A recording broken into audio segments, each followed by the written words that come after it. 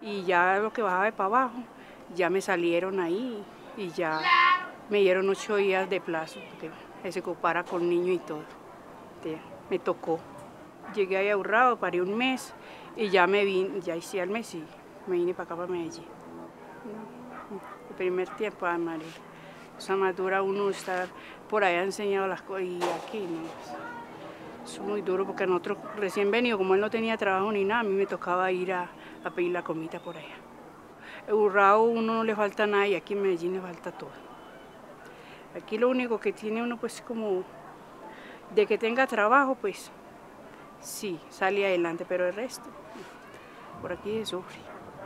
Pues a mí me gustaría estudiar, pero no tengo como la oportunidad de estudiar por el cuento de que son muchos. Ante yo, uno los despacho por la mañana, los otros a mediodía, y ya tengo que recoger el niño y todo, y entonces a mí queda como muy difícil. Y en la noche menos. Siquiera uno le da estudio a los hijos. Así sea verdad, mermándole uno al alimento y todo, pero hay que salir adelante con los hijos. Que ellos salgan adelante y más tarde cojan un trabajo mejor, que no los toque como los tocó a nosotros. Por eso me parece muy importante el estudio. Hay morado, rosado. Doña, me va a hacer favor, me va a colaborar con así el precio. Doña, ¿podría cambiar esa monedita de mí al favor? Y usted va diciendo, hoy, van a dar trabajo, eso no es educación. Uno va a la empresa saludando a la gente y también respetando.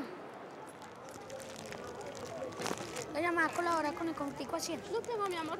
Mejor.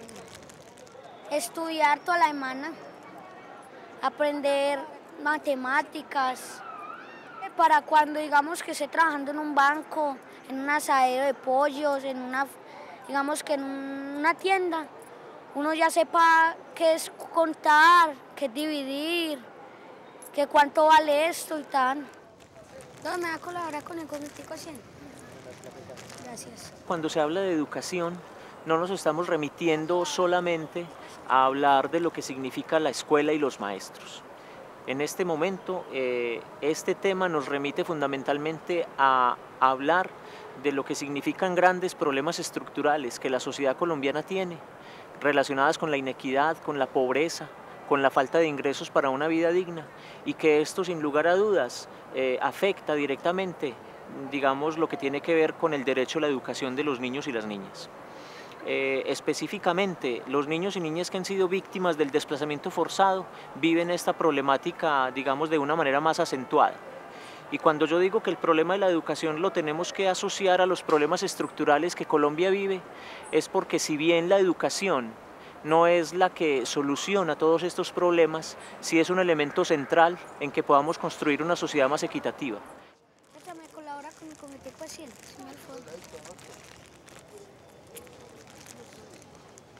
¿Cómo? A 100. 2 veces. A la orden. Yo no sabía qué era raíz cuadrada y ya aprendí mucho de ella.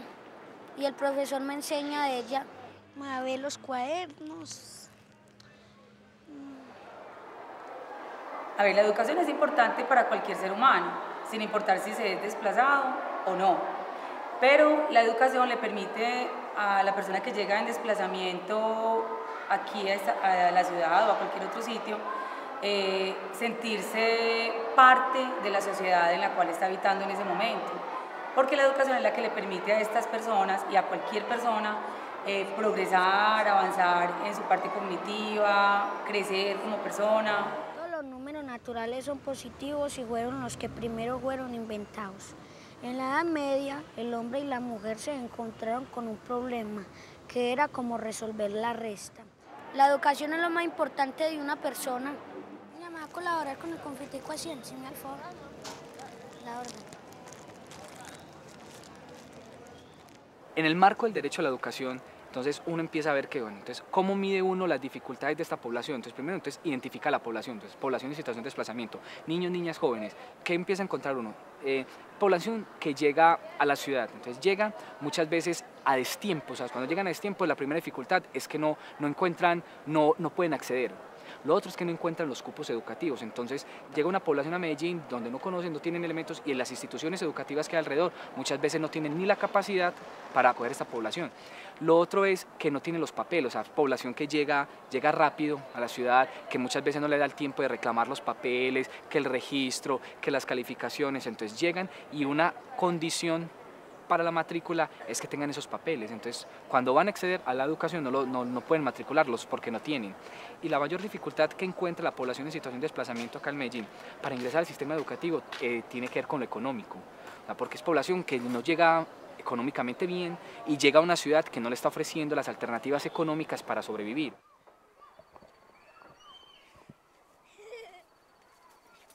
La educación en la ciudad ha sido para el acceso un poquito difícil y más para las personas que venimos de pueblos o estamos de una forma u otra en situación de desplazamiento, es más difícil el acceso porque los colegios de un determinado tiempo, de un año antes, ya están ocupados los cupos y acceder a ellos es algo difícil.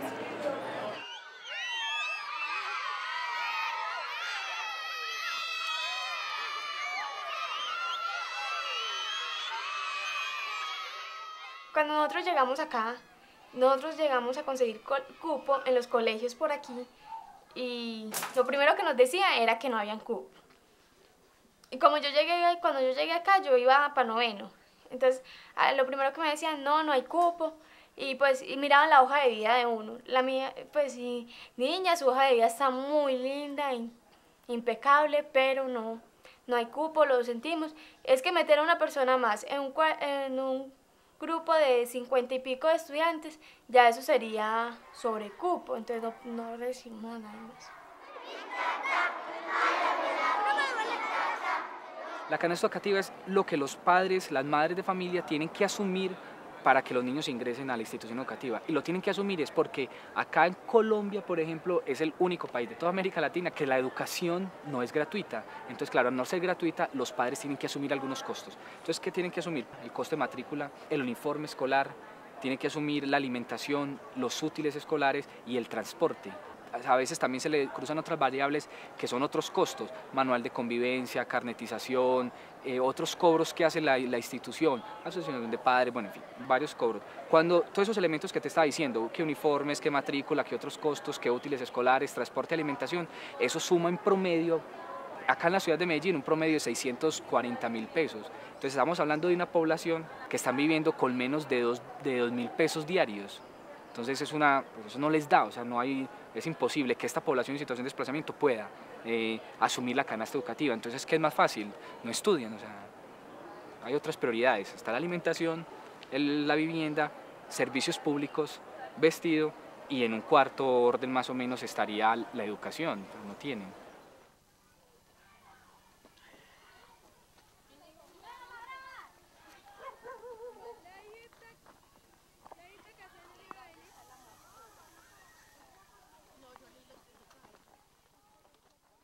En otros casos se da también que no existe dentro de la familia la suficiente valoración cultural de la educación, más si tenemos en cuenta que usualmente en una familia muy empobrecida los niños pequeños son un factor de generación de ingresos.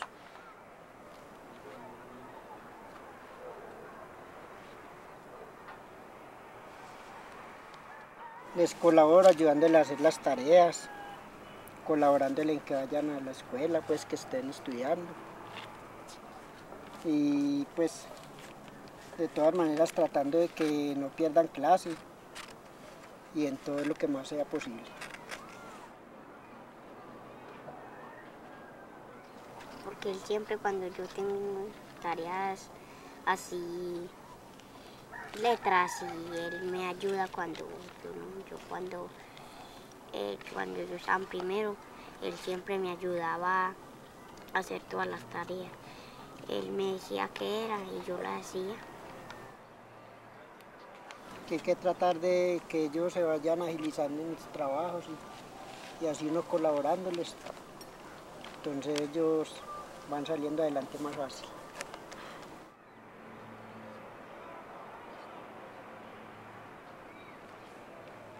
porque le enseña muchas cosas a uno que uno aprende muy fácil. Yo creo que el sistema educativo colombiano tiene enormes retos de adecuarse a las nuevas realidades, las que les plantea el mercado, las que plantea la globalización, las que plantea la sociedad que tenemos. Pero de una manera muy particular también tiene retos de cómo crear mecanismos institucionales, pedagógicos, en el ambiente educativo para asimilar fenómenos como el desplazamiento forzado. Crear esas condiciones es un reto que implica al sistema educativo de conjunto cambiar y crear cosas nuevas. Y que de día es cuando la Tierra está de frente al Sol y de noche cuando la Tierra no está... El aprender como a reconocer que todas las personas somos diferentes. Y eso no es fácil, o sea, eso se dice muy fácil, pero no es tan fácil en el hecho. Porque cuando un niño desplazado ingresa a la institución educativa, es diferente en todo, en las costumbres, en los deseos, en los intereses, pero también es semejante en muchas cosas, obviamente. Entonces creo que es como aprender a jugar con esas dos partes, con esa diferencia que se debe respetar y con lo que obviamente se debe tratar de incluir. ¿Qué sucedió con Heráclito? Él pensó en un solo elemento, ya no es el agua, es que es lo que todo lo cambia. En noveno solamente éramos mi hermanito y yo, y a nosotros nos dieron muy duro los primeros días de clase. Las exposiciones, salíamos a hacer las exposiciones y a veces no nos dejaban hablar. Y bueno, pero el rector hizo que todo eso se fuera comprendiendo. Les enseñó a los muchachos que uno no tiene por qué discriminar a las demás personas, todos somos diferentes, que Colombia es un país multiculturalista y que no tenía por qué haber discriminación. Que todo en la naturaleza está sujeto a un devenir. Pero hoy la escuela no tiene un programa de preparación especial para recibir de una forma integral, un programa que atiende o que fortalezca estrategias para la disminución de esas prácticas de discriminación y de exclusión en la escuela. Hoy la escuela necesita avanzar mucho más desde lo étnico, desde esas otras opciones o esos otros recorridos por la vida de los niños y las niñas que han estado en situación de desplazamiento.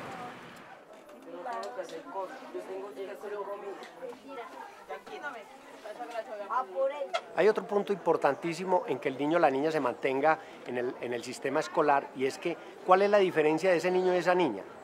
Muchas veces la diferencia es que fue víctima, fue testigo de un hecho violento, de violencia política o de violencia por las armas.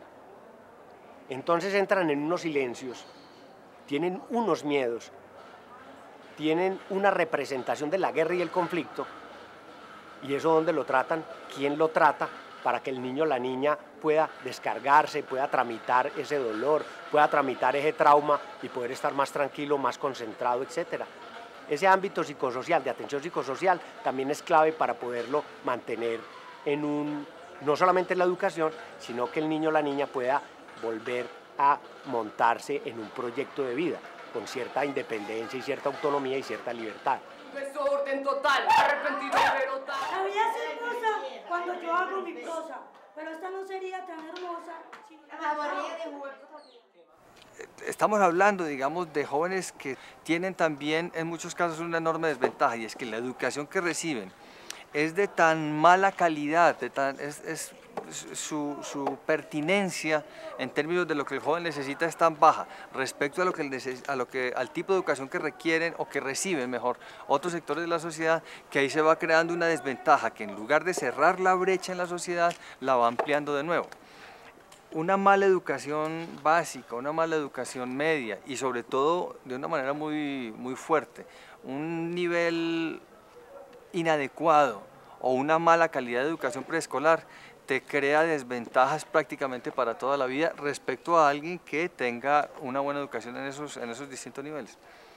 Ahí estamos creando de nuevo las vías para reproducir la desigualdad y por lo tanto también para reproducir conflictos sociales de una agudeza tal como los hemos tenido en este país durante muchos años.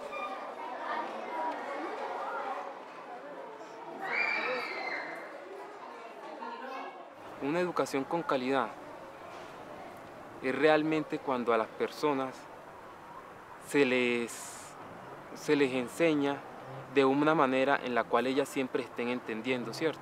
Y no con tanto sobrecupo como lo hay hoy en día en los colegios de Colombia, ¿cierto? Usted llega hoy día a cualquier colegio público y usted encuentra 50, 55 estudiantes, hasta 60 en un solo salón. Y eso por lo general no es una educación de calidad. ¿Por qué? Porque, uno viéndole desde un punto de vista, unos muchachos, digamos, durante toda una clase no se van a mantener callados, ¿cierto? Entonces eso, de una u otra manera, distraen a los que quieren aprender. Entonces genera mucha indisciplina. Y es ahí donde ya se llega a la educación de mala calidad, porque, y cuando a nosotros nos hablan hoy en día, por ejemplo en la televisión, en la radio, en la prensa, se abrieron 400.000 cupos para educación. Y eso no significa que el gobierno creó, que el gobierno creó 900 colegios en estas partes del país y toda la vaina. Eso significa que en todos los salones de Colombia, cada día va a haber más sobrecupo. Y sabiendo que eso así no garantiza una educación de calidad.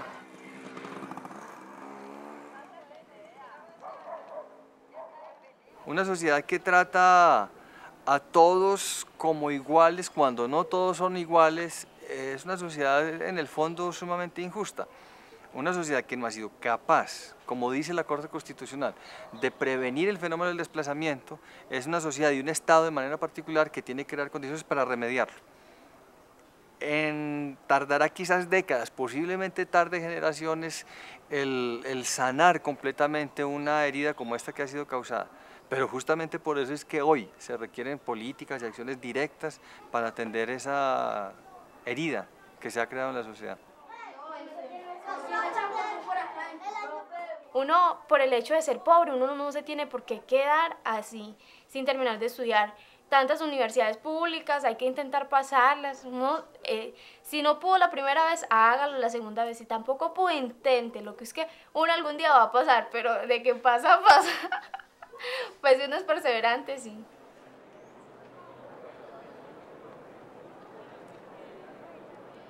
Yo salí del bachillerato y quería, de una me presenté a la universidad.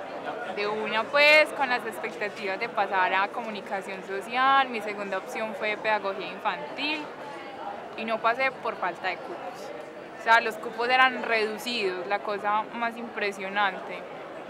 Después estudié secretariado. Yo jamás me vi estudiando secretariado, pero uno muchas veces no sos lo que vos querés ser y lo que anhelas ser, sino lo que a vos te toca hacer. Pero yo no me voy a quedar con las ganas, yo voy a estudiar comunicación social, sea en la de Antioquia, sea en algún otro lugar, pero lo voy a hacer. Me gusta estudiar para superarme, para pues comenzar a hacer una carrera y después ayudarle a mi familia, pues a mejorar el hogar y todo. Y sí es pues estudiar mucho para aprender muchas cosas con lo que le puede ayudar a la sociedad.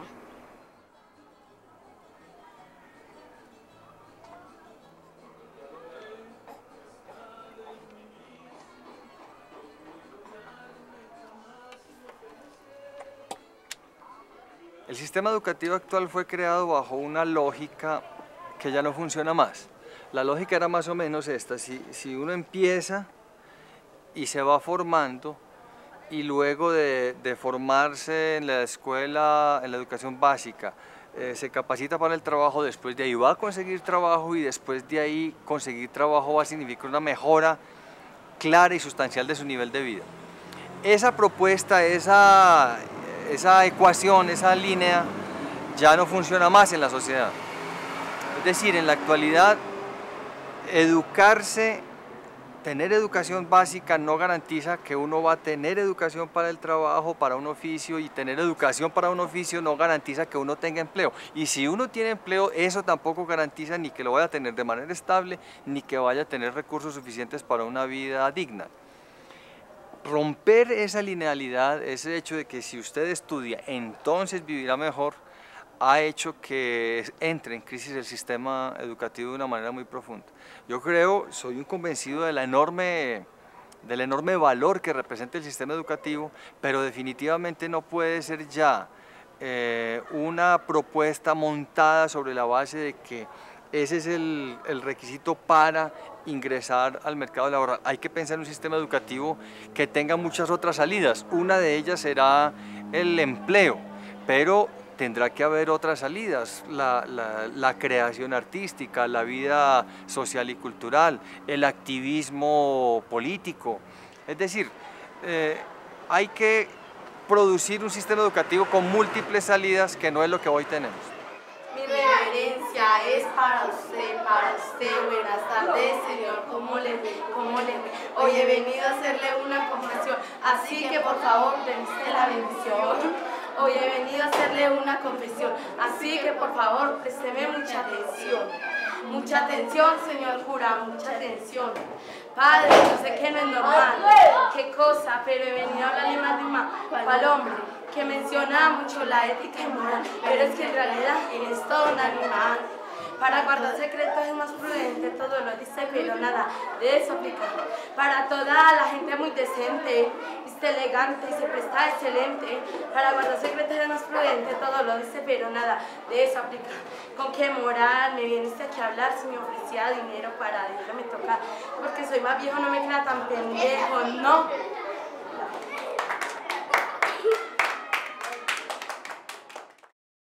A nosotros los pobres, lo único que nuestros padres nos pueden dar es la educación.